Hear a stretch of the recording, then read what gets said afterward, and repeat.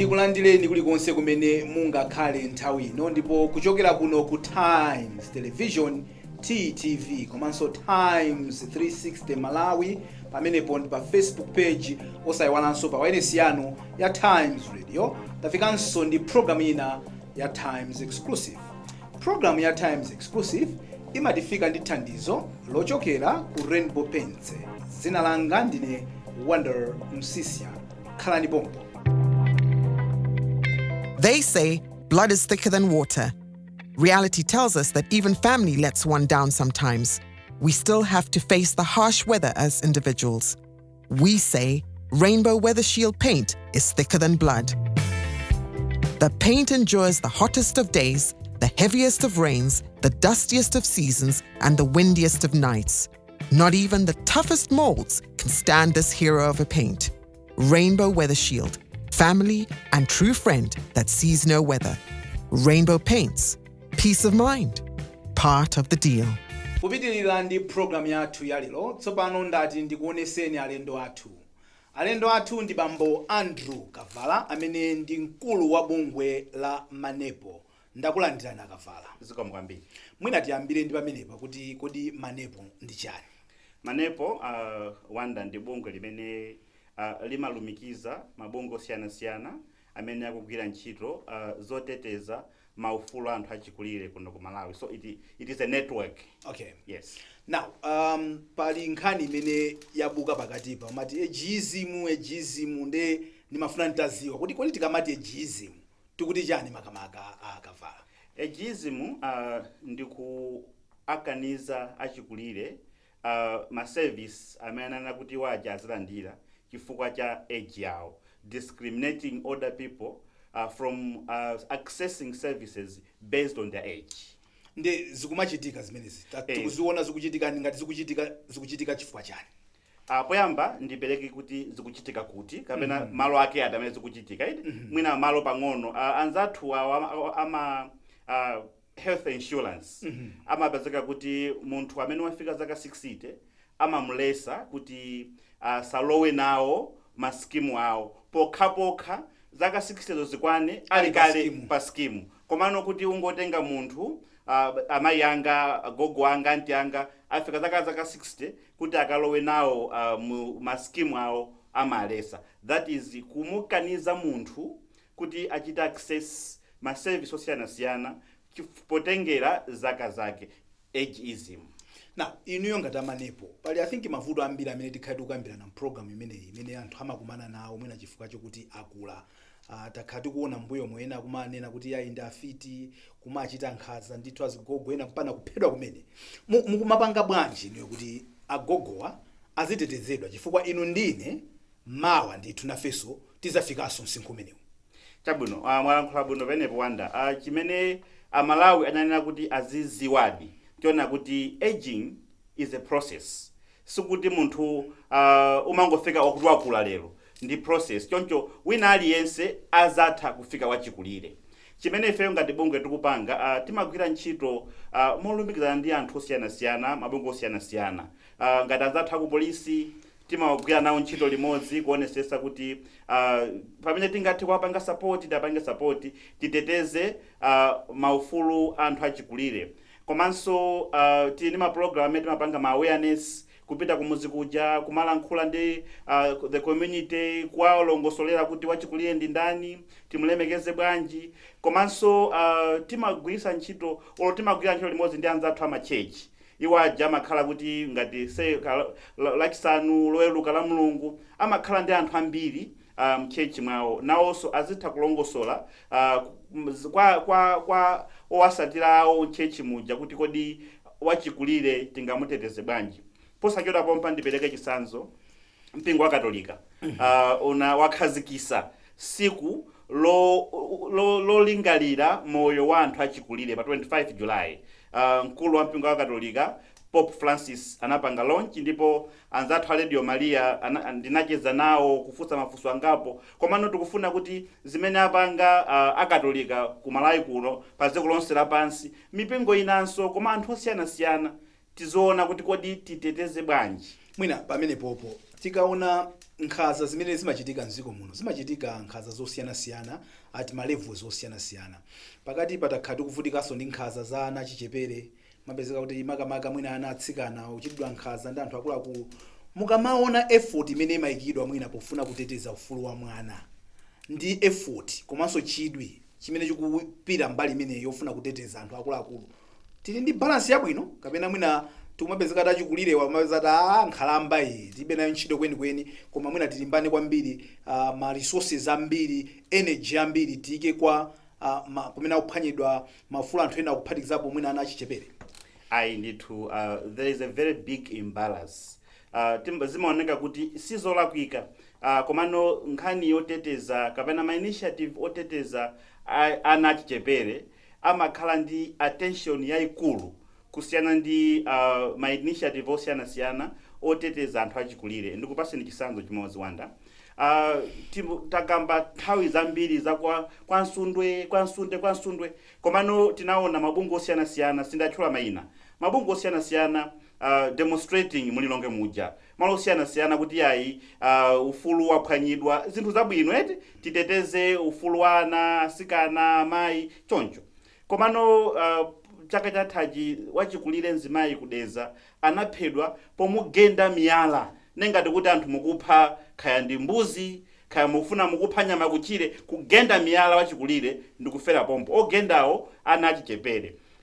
Ngati bungwe tinalankhulapo tikuyisatira nkhaniyo komano mabungwe ena onsewa angoti du so zimaoneka kuti ndithu chidwi pa nkhani ya achikulire ndi mabungwe osiyanasiyana ndi chochepa komano tinalankhulapo yambira paja kuti timayiwala chinthu chimodzi tonsefe tikukula ndipo tikufuna kuti tikafike kukuluko tili ndi kuli enabling environment imene katipangise ifeyo kuti tisakhale moyo wovutika. Now vuto ilili lomaganizira kuti anthu akakula ndi amazapanga za ufiti I think ndi vuto loti mukaona ma incidents amachitika almost across Malawi so kuti palibe ndithu ka mindset kena kaki kovutirapo kuti munthu akakhala wachikulira anthu amazamuona ngati kuti akupanga mwina za ufitizi mpaka naina kumaphedwa mwankhaza amene munenera mumagendedwa ndi miyala. Tipange bwanji kuti munthu usamaope kuti ndikakalamba anthu mawa sandigwira ufiti nkumaopa ndithu zakazi zikamasendera ndithu kumalowera chakuma 50-60 kumene kuku. Tipange bwanji akavala inuyo muganiza kuti takhala kuti tufuna tigwirane ngati mtundu tingapange bwanji kuti tikhale ndi environment yabwino kwa amene tidayendapo kupita kwa maiko anzathu amakonzera nyumba ndithu kumene amati ma nursing homes ma elderly homes amakakhalako ndithu ankhalamba zija nkumakakhabe moyo wosangalala ndi nkhalamba zinzawo zacho kwathu kuno zikutivuta chifukwa choti nkhalamba zambiri zikukhala moyo womvetsa chisoni. Chabwino poyamba ndi kambe mfundo yomalizayo tili ndi policy ya anthu achikulire kuno ku Malawi imene policy imene iyi sitima kwambiri sitimachita emphasize on care centers chifukwa chona kuti zimaonekaso kuti mwina they are like death lounges mwakula pitani uko sichikhalidwe chathu ife timakhala nawo community yes komano kuti tipange bwanji kuti tithese nkhaza zimenezi poyamba Wanda mindset change munatchula kale tiyeni timvese bwino kuti there is nothing magical Wanda that happens munthu akachoka zaka 59 kufika 60 chaka chinocho ndipanga celebrate ndi 59 years everything is fine ukangofika zaka 60 kumapita kusogoloko chilichonse choyipa chimene chikuchitika kulira kwanuko chimakhala kwa iweyo koma zilibe justification ina iliyonse. Ndipeleke chitsanzo Wanda kumwina munami wawa umu munyambadwe mweli ateni mene mujamula anthu achikulire opeza bwino aja olo kumene kujako mvula isagwe kumene kujako olo utakhala kuti mwina wina wake wangomwalira mwazizizi kuli ma covid HIV AIDS palibe chimene chingachitike. The same thing chikachitika kuchitipa kumuzi kuja kubalaka kumangoji kunsanje mvula kwina wose kuvuta kubwera kapena wina ache kungomwalira mosaoneka bwino ndekuti achikulire onse kumuzi kuja ali mavuto muona kuti pena pake sipakuyenda. So poyamba tiyeni mindset change timvese kuti munthu akamakula there is nothing magical that happens palibe chifukwa kuti tizimunyozera choyamba. Chachiwiri tinakapemphaso kuti mwina anzathu akumakhoti mwina milandu yokhuza anthu achikulire imatenga nthawi kuti ithe mwina timaona kuti say mwina mwana wina wake wapangidwa chipongwe sikana interest imene imakhala right kuona kuti kesi ndithu ikutani ikuyenda kenako yatha zimapangisa ngakhale chabwino makesi sakuchepa komabe anthu amaonabe kuti apa pali ujeni komano mwina makesi okhuza anthu achikulire tikudziwa kuti anzathu aku judiciary zimachulukira aliko anthu ochepa komado would want to plead with them to give an equal attention kuma issue okhuza anthu achikulire mwina anthu angapo akamapita kundende kuja mwina ena ake aziganiza kuti apapa chilipo kuti tikapanga zimenezi tipakatonchi manyuzi pakati pa tikumawerenga kuti mwina kesi mwina ya kugwira mwana yotani ayiwonjezera from 12 years to 45 years zimenezi jazo ndithu zilowa mind mwa anthu kuti izizi tichepese tizitese chimodzimodzi tikapangiranso milandu ya anthu achikulire tiona kuti mwina nkhanza zimenezi zizichepako so kupempha anzathu akumakhoti kuti mwina nkhani zimenezi zizipita kumapeto. I know wonder kuti justice hurried is justice denied. Komanso justice delayed is justice denied. Yes. So we would want equal attention to be given kuma case okhuza anthu achikulire. Kachiwiri. Kachitatu, muona kuti anthu amene amawazuza anthu achikulire siwongobwera family close family relations.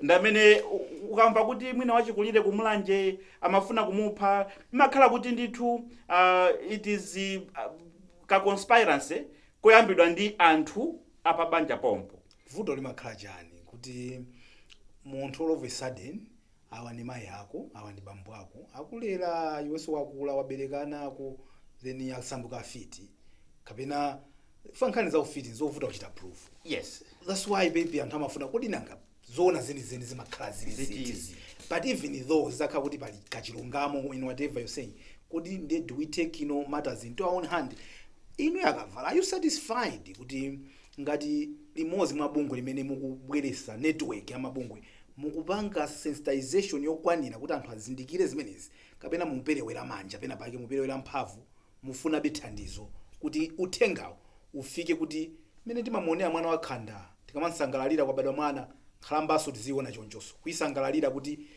I think inanenso ndifike ngati mmene afika wawawa wanda sensitization tikupanga komabe palibe bungwe limene ngane kuti ife tikukwanisa tikufika pena paliponse. That's why ndi network yona kuti anthu osiyana-siyana mabungwe osiyana-siyana key stakeholders ya polisi amathandiza nawonso ali pena paliponse kuonesesa kuti mauthenga okhuza kuteteza anthu achikulire akufika pena paliponse. Ndipereke chisazo timanena kuti mwina nkhani zokhuza asikana kuti mabungwe osiyana-siyana akulankhulapo akutenga gawo siku ndi siku koma zimachitikabe. Chachikulu chimene ndimafuna so kunena wanda chiona kuti pazikhala political will. Palibe?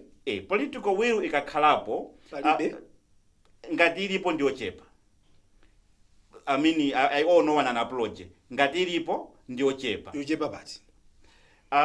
Muzaone kuti interest imene imakhalapo pankhani zokhuza timakamba zijaiti zasikana zachani mwina muzaona kuti mwina kunyumba ya chifumu alankhulapo kwa president alankhulapo mwina komano zachikulire zikachitika mwina pachaka paja mwina president amangolankhula mwina kamozi zikuonesa kuti ndithu zikusowa a strong political will komano kugwira mawu anu ali mkamwa atsogolera athu akuluakulu amene amatenga ma position amenewo ambiri amakhala kuti amba kufika kunkhalambako tidayika malamulo kuti munthu osachepera zaka 35 ndi azilitsogolera soyenza kuti ukamenyako ka 10 years ngati unali 35 we haven't had wang'ono choncho amakhala kuti akuyandikira kumene kuko. Why is it that inu ndine siti kumakhala nazo chidwi kwambiri kumaganiza kuti kodi 15 years from today ndikhala kuti zafika zingati siti kukonzeratu kumene kuchifukwa chani zimene zitibwerekenso ku nkhani yathu ya mapenshoni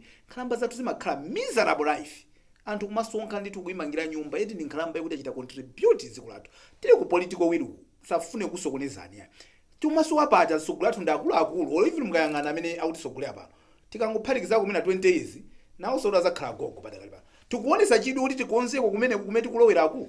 ayi wanda anzathu andalewa what makes sense to them sometimes you'd wonder ndilongosole what I mean mwakamba kale bwino kuti mwina asogoleri athu komanso sikumala kokha kuno tikaona ka trend in the African countries muona kuti asogoleri ambiri ndi amene ali kale category ya anthu achikulire 60 and above. By the way, 60 and above ndi imene ili category ya anthu achikulire, that's the UN cut-off point. Ifeso tinapanga adopt yomweyo. Chimene chimadabwisa kiona kuti mwina even ma minister, ma MP ambiri amakhala kuti ndi achikulire. And amati mwina zikawasokonekera kuti mwina khayaluza mpando wa MP, uminister unatha, amakhala miserable life. Very very miserable. Pali wino wake former minister anabwera ku office kwanga akukalipira kuti boma sili kuwathandiza anthu achikulire. Ndinayang'ana kuti former minister inuyo koma munali ndi mpando woti you could influence the system. Chimene anzathu amayiwala amaona ngati kuti zimene akupanga zikanza permanent. Komano akuyiwalanso kuti ukulu aging is a process. One day, whether they want it or not, age is going to catch up with them. And tikamakamba kuti tieni tikhale ndi mapolisi abwino anthu achikulire. And mapolisi tiachite implement. Mwina anthu amakuona ngati kuti what on earth are you talking about? Komanso inayo ndikufuna kuti ndikazakula, I don't want to live a miserable life in my old age. Tidaonapo mbuyomo, tidamvapo malemu bingwa muthalika nkabwera ndi foundation yawo ankati bingu silver grey foundation siluzoti idakathera kuti walipo panowa nthawi yawo yokopa anthu adayamba kukamphulapo kuti nkhalamba zonse zizalandira 15,000 ngati ndalama ya pamwezi kuti asamasoweretu kati ya mchere zili pati sizimeti ukamba za political widu zili pati zimezi akavala zona poyamba ndingovomereza kuti the Bingu Silver Grey Foundation inagwiradi ntchito zabwino zoteteza moyo wa anthu achikulire mzimu wawo usanintendere.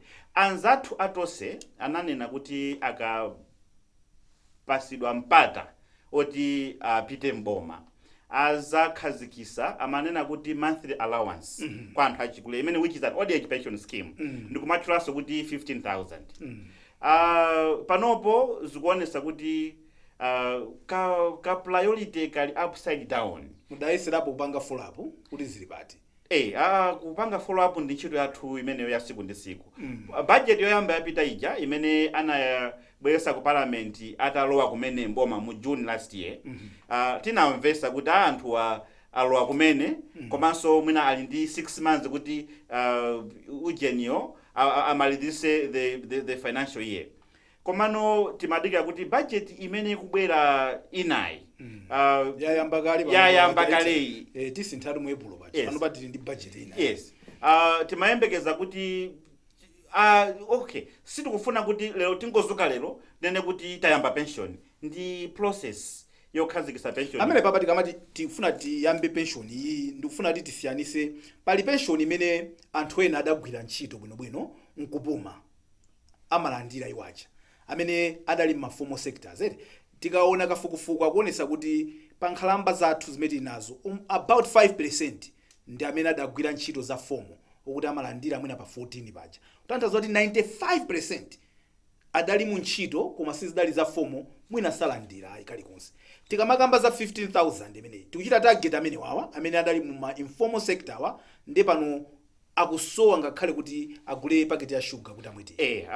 Tikamakamba za old age pension ngati kwathu kuno tikuunikira anthu amene agwira ntchito zosiyana komano sanathe pachizungu timati contributory sanathe kuchita nawo contribute sadalembedwe za tiketi zija timati the informal sector mwina ganyu kugulisa tima business osiyana komano anthu amene wawa ntchito zawozo zatukula Malawi walelo alipo chifukwa kuti iwaja anagwira ntchito zosiyana ndiye lelolo anthu amene ajawo afika zaka 60 70 80 timphamvu tachepa kodi ngati ziko tipangepo chani. Andi tikamakamba za pension sikuti ndi ku Malawi kokha kuno maiko anzathu akunjaku ku Africa konkuno anaziunikira zimene zizi nkuona kuti ndizotheka anaziyamba. Ndipereke chitsanzo Lesotho ndi Malawi, ifeyo ndifo chita bwino kusiyana ndi Lesotho, koma ku Lesotho kuli pension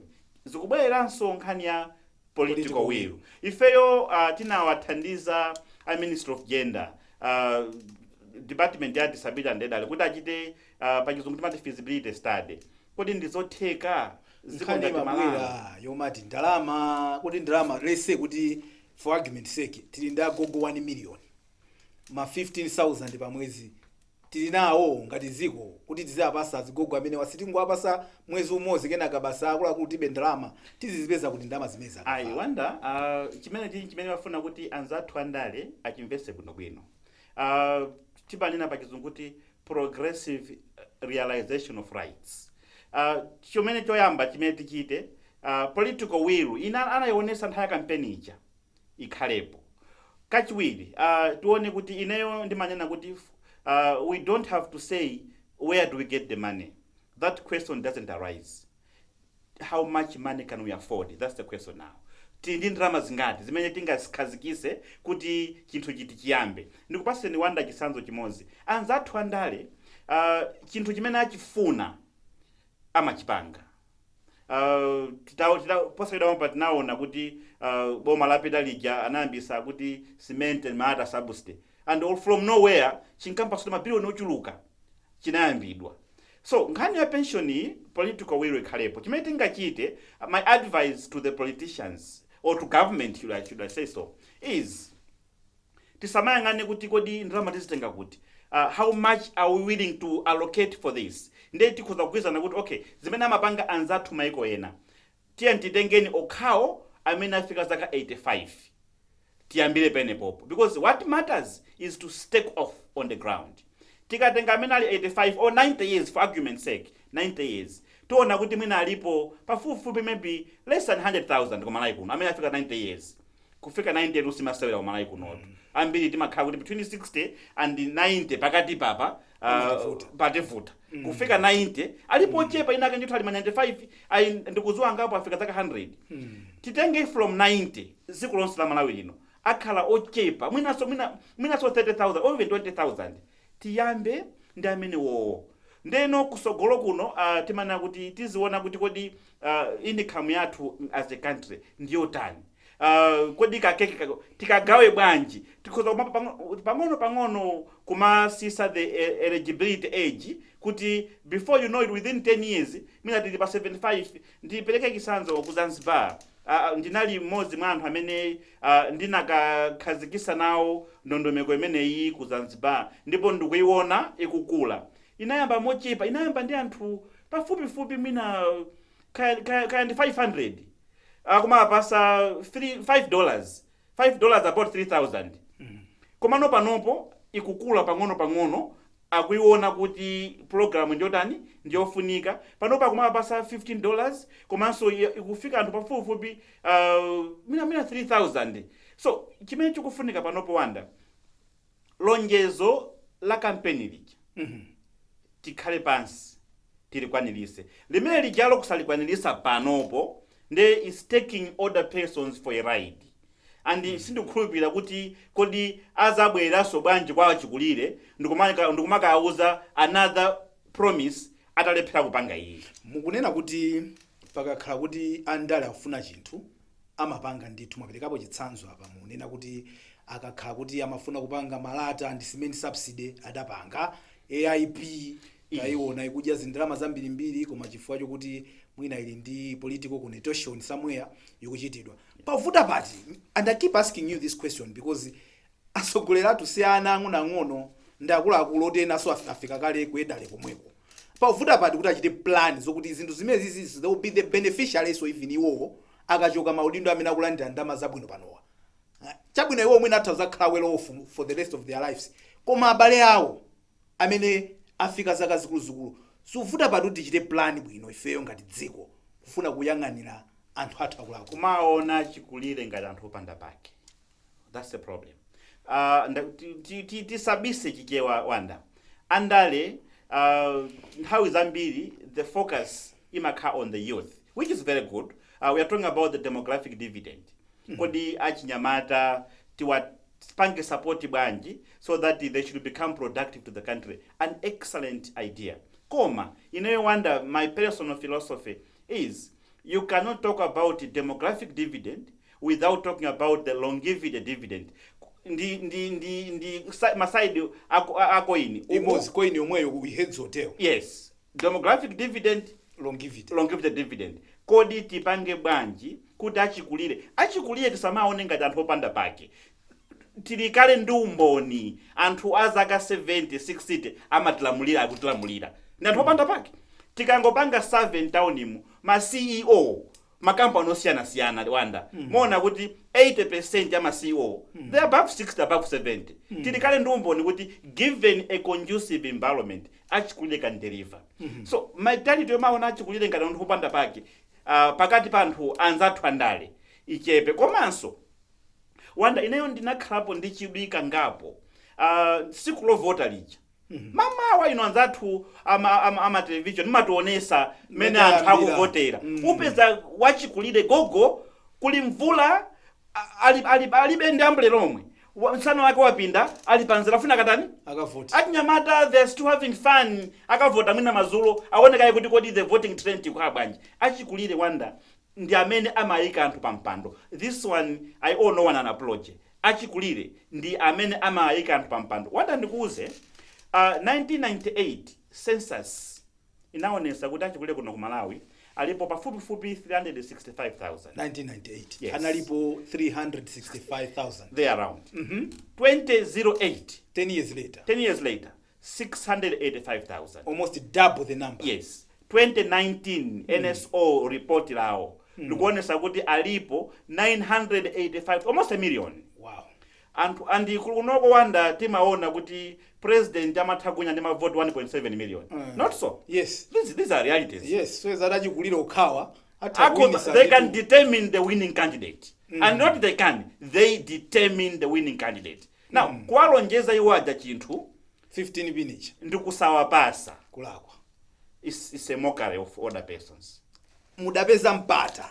You're so passionate about I know kuti nanusu zaka zanu wandika kupita konko ndeti zikonzekera ineso ndikaonika zangazi kuti tifusane zaka pano tose tikuloya kumwe. Have you engaged this current government about the 15,000 kwacha that they promised agogo athu kuti aziyapasa nkuna kuti kodi has it just been delayed kapena tiwale tilipatipo ndi ndrama imene ijayi? Wonder we currently engaging the Minister of Economic Planning. It's where policies, financial policies, they are custodians of financial policies. When they are vice president? Yes, that's the minister. But we are engaging the team in the ministry. We've been discussing, looking at the coditing and party, tipange develop concept, titanet. Komano, the pace imene tukuyenda, ife sife ana. Pace imene tukuyenda speaks volumes. Yes. Chikuchepa. Chifukwa chani? Muganiza ndi chifukwa chani? Basi nakasiku no kwa Africa anthu amatha kupereka malonjezo komano kuwachita become something else. We haven't lost the hope yet.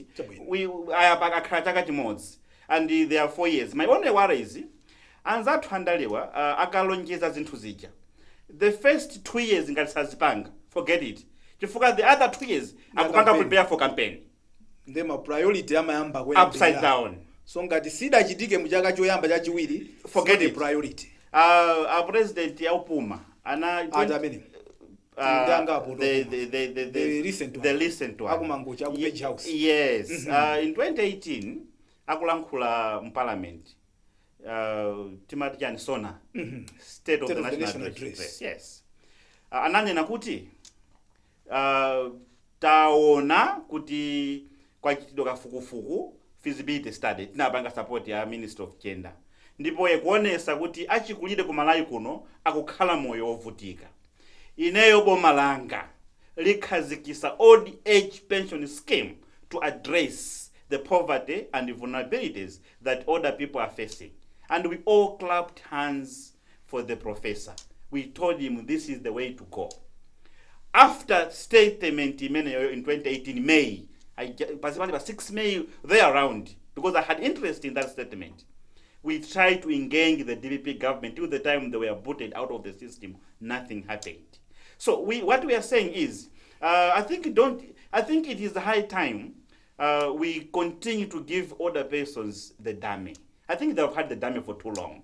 And we are saying, okay, timaona kuenda museu is the right.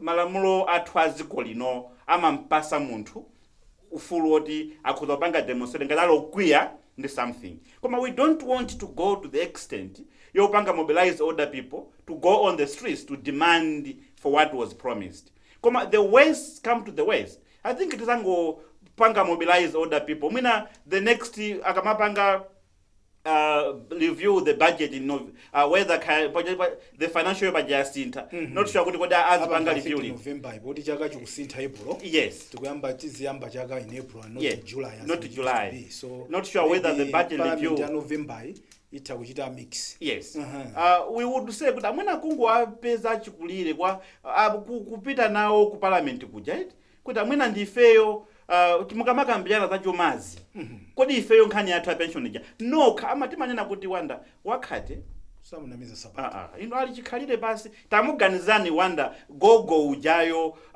kunthalire uku gogo uja kwatiye tenganuku katikati muja ali chikhalire ndithu pasi anzathu andaliwa ankampeza kumana kuja ndikumana kuti ifeyo tabwera 2015 mukangotivotera ndi avota 15 sigwe and you keep quiet. Let the Tosi government, okay, let's be realistic. The COVID-19 with Mavudo Siana. So our economy is not in good shape. We would understand all those factors. Let the Tosi government come out in the open now. Nene gudati na kuuzani tuzapanga ichi. Tidaga pikabe tatidikirani tukufuna achipase time frame. Koma kungo chisa chimeja ajo Wanda tiza kraso pompa no sukulina tiza nakuti ola mana zija ama khalanga taiwala masana dali sana iwale. So what we want is let them give them a time frame and anzathu ama radio no ma television alipali ponse achikulia aja amve kuda anatolongeza zija kuti tidikire budget kuti ikubwera koma no budget iyo yamba inadusa silent yachibidu siyadusa total silence. Tukudabwa. Mugonera Times exclusive pompano pa Times Television TTV ndi bambo Andrew Kavala amene ndi mkulu wa bungwe la MANEP limene limayang'anira anthu akuluakulu mdziko muno. Program imene imatifika ndi thandizo lochokera ku Rainbow Paints. Khalani pompo. How often do you wash your favorite clothes? 52 times a year? How long do you wear them before they fade away? 3, 4 years? Imagine a paint with washability capabilities of up to 10,000 scrubs during its life. Imagine a paint that maintains its luster for over 7 years. Imagine a paint with a velvet finish and water resistance. Stop imagining, because Rainbow Acrylic Sheen does it all and beyond. An all-time hero for interior and exterior finishing that brings smiles to thousands of families and contractors. Rainbow Paints. Peace of mind. Part of the deal.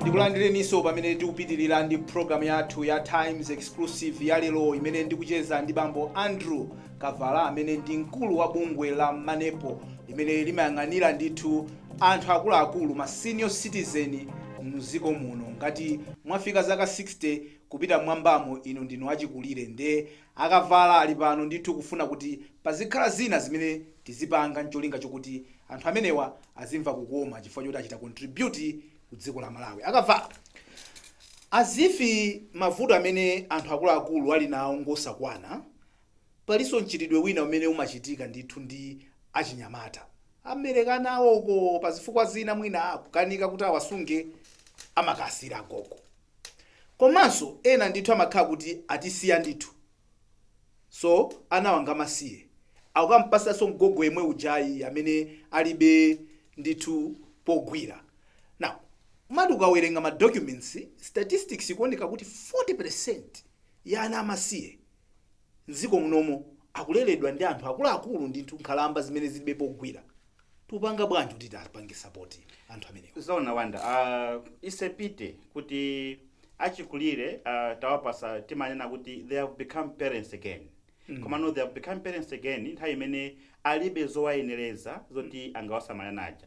Pa over 40% ya ana amasiye kunoko ku Malawi akusamalidwa ndi anthu achikulire. Factors mwachula kale poyamba HIV and AIDS yapanga wipe out a generation, making older persons parents again. Kachiwiri mwakambakala kuti achinyamata masiku ano abereka mwana asira agogo one town. Wakachitika somwayi abwesa wachiwiri mwechato mukhala mwayi.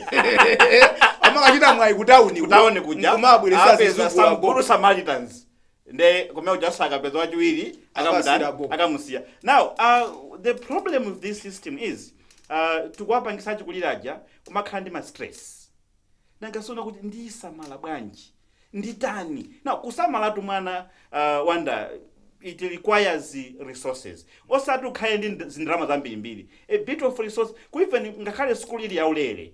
Koma bamufunika uniform si yaulere. Bomba sili magawa uniform. Umayina kugula uniform. Makope zolembera mwana ayende ndi sapato. Zuwa Oktoba kuno kuma ocha.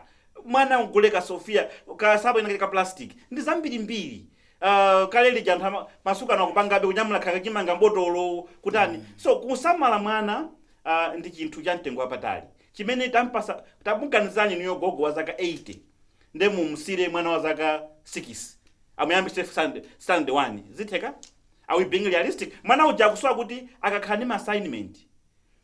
Azikhala ndi munthu amene akumulimbikisa kuti apange assignment. Toncho taapasa achikuliraja udindo umene iwo aja alibe zowayenera. Chifukwa chake ife Wanda, one of the policy aspects ya pension ndiona kuti achikulire ali ndi burden of care. Ndetu kuswa kuti waja akhale ndi kampumulo ka 15 ka 10 mwezi ukatha. Ndipereke chisanzo Wanda kuno ku Malawi tili ndi the cash transfer program. Imene achikulire ena amadana nawo amaandira nawo. Komano ma impact study akamanonesa kuti ayi ndithu anthu amene ali program imeneyi kamwe kamakhala kosinthako pang'ono. That's why kuti tikapasa achikulire mpata umenewo azitha kusamala anawa. Komanso kusamala anawa siza kusikuzo khazo. Nkhani ya umoyo wawo, health care. Upeza kuti mwina apita chipata cha boma, mwina even panado kulibe. Mwana akutani akudwala. Akuswa akamugulire kapanado pakashop pena pake. Apanga bwanji achikulire omwewo burden of care ili penepo Wanda sinachula chinthu chimodzi. Anzathu anzipatala za boma. They should change their stupid mindset at times. You call it stupid? Yes, I will tell you why I call it stupid. Wachikulire wapita kuchipatala. Akulongosola mavuto ake. Asana malize kulongosola mavuto ake, mwampa sakale prescription katange mankhwala. What do you mean? Old age.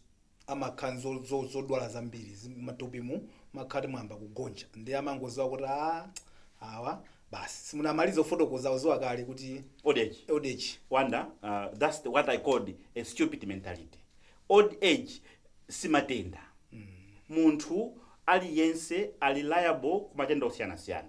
There is no disease called old age. Wachikulire uja mumvesere. Pangokuzani kuti mutu mandipweteka. Sanamalize ndi mavuto ena mwampasa prescription. One. Second thing Wanda. Pakati pa social media. One hospital in Cheo. One ya Chaboma.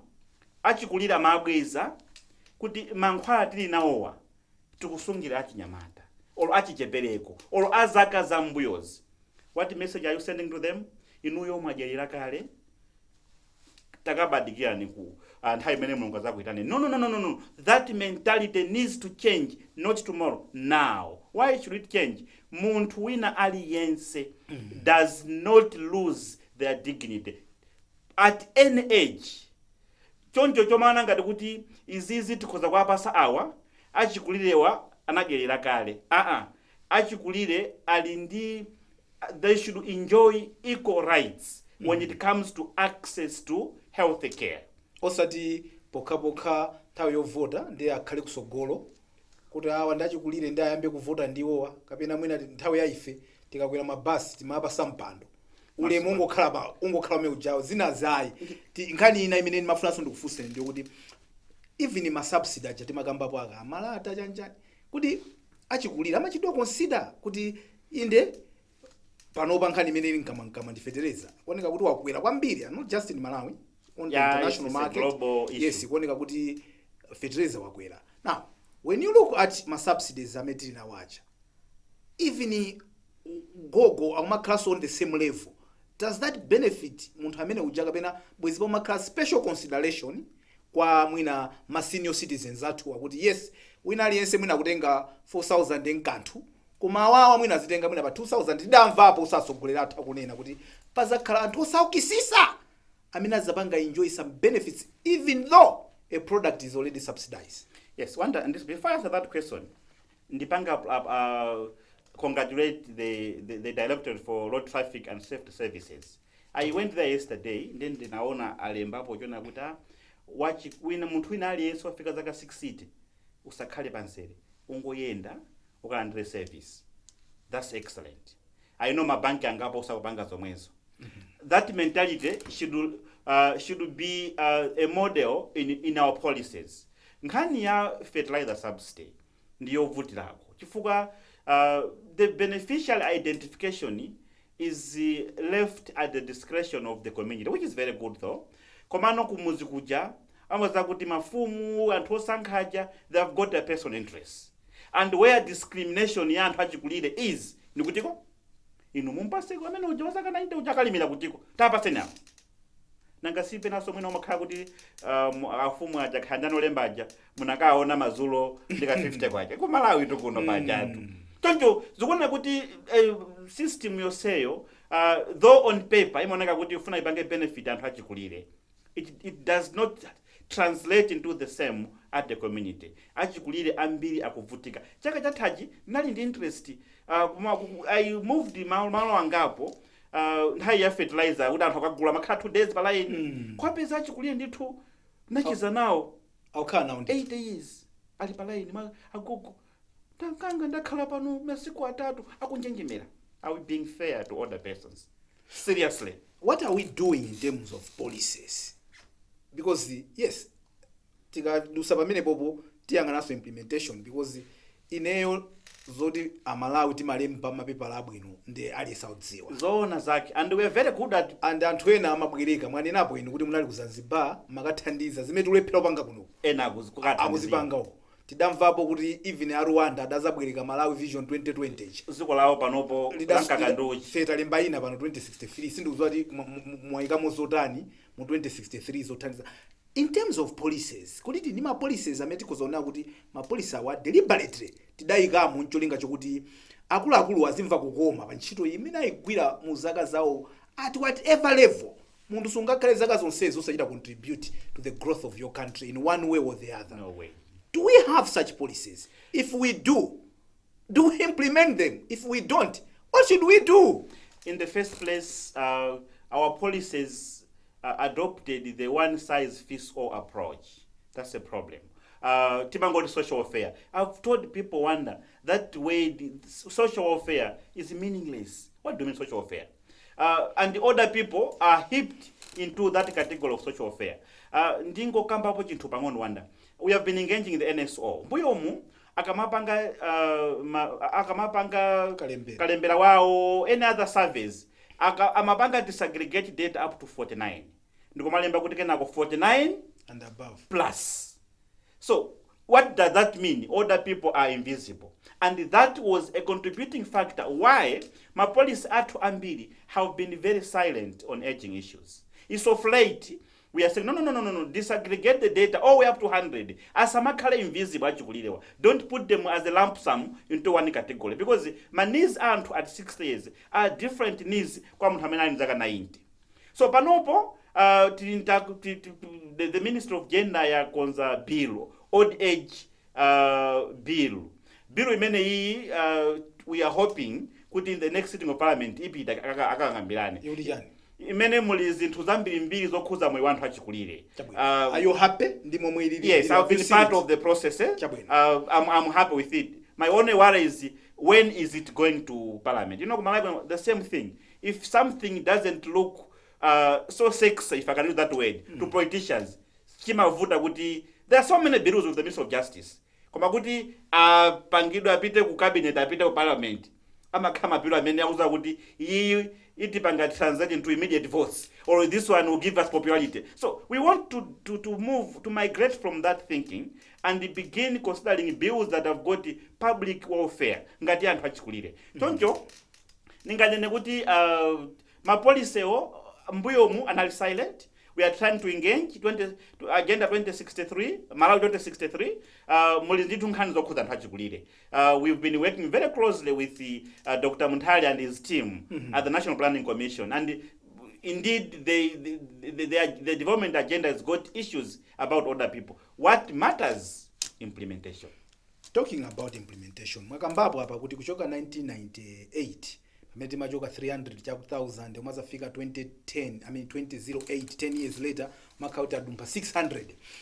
Projection image mukaiona mekuendera ikunena kuti by 2050 akulu pada kale bantu banauti achinyamata ndambiri posa akulu. But this trend is showing kuti by 2050 omwe ali ndi zaka 60 and above azakhala mbiri kuposa achinyamata. As a country tikumatha kuona kuti tikukonzekera bwanji kuti kuti anthu amenewa tizatani nawo considering ndi momwe takhalira tikuchita zinthu mbuyo kufikira lero. And wanda ndisana yankhe ndinene kuti that is a global, not just Malawi. Yes. No, it's a global demographic shift. Yes. For the first time in 2050, the pyramid is going to go upside down. Population ya akulu is akhala yaikulu kuposa achinyamata. The reason is simple. In move na mkhande mwana mmoja awiri, ine mmoja awiri. Before you know it, makolona ya makhanda na 10, 12 anandi chuma. Pati basura no zota anandi chuma, napanga migration mwana uja umati ukamawerenga makosti weka umasiya weka. Umabwera mbuyo. Kuti yalako. Sindikwanisa. Choncho ngati ziko nayenera kuti tiyambe kuunikira mwapadera kuti kodi tikufuna Malawi azakhale utani zaka 20. By the way, anthu amene akupanga develop olotonsefe president anakapanga launch the Malawi 2063. Yes. Komano by 2063 ambirife zakhala kuti moyo wa telera ndipe wafoka. What kind of Malawi do we want? Tisamaganize ngati kuti you and me will remain in this age pakale. Tizikapanga plan for kuti nimakonda kwauza anthu kuti safe landing in old age. Achinyamata aziganiza tisamangopesa ndrama and have fun in town. What do I want to be in the next 20 years? Can you talk about investment? Can you talk? So that kind of mentality, I'm very happy when I see a lot of initiatives towards empowering the youth, because at the end of the day, when my youth are empower, they would azakhala ndi sogolo labwino mukulu wawo. Komano ngati ziko tikuswa tikhale pasi tuunikire kuti kodi achikulire tikamaya kamba za achikulire not amene alipo pano okhawa ife yonso ameti join league imene tikufuna tizakhale Malawi otani. I mean, it is so naive to begin thinking kuti tizakhala age yomweyi tili ndi maminister angapo achinyamata akuthamanga bwino pa town pano. Very interesting and I'm happy about them. Koma they will not be like that in the next 15 years. You think so? No, they will not. No. So what are they doing about it? So that question that you're just raising now, because so far takatukufusa kuti mina mapolisi ndi otani, boma lipangipo chani, mabungu apangipo chani, but message inaso ndi kwa munthu, you and me. Tuvangapo chani na kefe patoka pokonzekera ukalamba watu. Yes, safe landing in old age. Achinyamata wherever they are and they are listening, what are you doing kuti mukapange land safely in old age? Tisamaone ngati kuti anthu amene afika zaka 70 pano aja sadakhala achinyamata. You make life. Kuposa so mafutrauza jawo wazwa wanda mina jawo wanda amene akaenda town mu zimaya yathu kuzungulira mitu. They have gone that life. And what is happening now? in the next 15 years, you and me will be out of the system. They will put us out. Abwera also enaso with new lifestyle. Kodi tukufuna tikakhende moyo wangi. And Malawi tisapusisike aliyense azatani. God willing, we all tizakula. What kind of life do we want in old age? And in any wonder, we did a study in 2016. In our it was a study in 95 countries. In our Malawi, ndili mozi mamayiko, amene anthu amaopa ukalamba. A country where people fear to grow old. You know what wonder? If you go in town at random, just ask people, how old are you? Somebody amatautenga zaka 10, kuziponya handbag. Are you 40?